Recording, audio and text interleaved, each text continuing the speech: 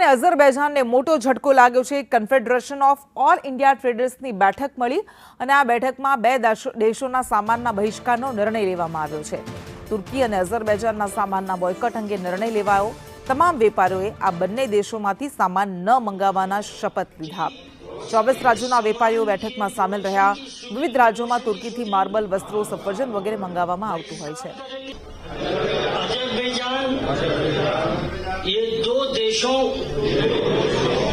की सामान के प्रोडक्शन की शूटिंग, प्रमोशन की शूटिंग बहिष्कार करेंगे।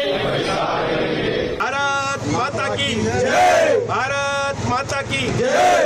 बायकॉट तुर्की, बायकॉट तुर्की, बायकॉट अजरबैजान, बायकॉट अजरबैजान। तुर्की confederation of all India traders के नेतृत्व में आज दिल्ली में 24 राज्यों से अधिक राज्यों के प्रमुख व्यापारी नेताओं का एक सम्मेलन हुआ है, जिसमें तुर्की और अजरबैजान के साथ किसी भी प्रकार के व्यापार को समाप्त करने का सामूहिक निर्णय लिया गया है। सर्वसम्मति से निर्णय लिया गया है।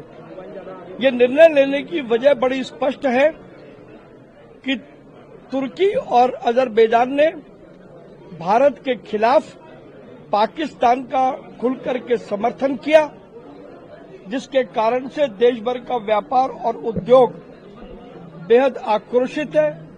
व्यापारियों में रोष है।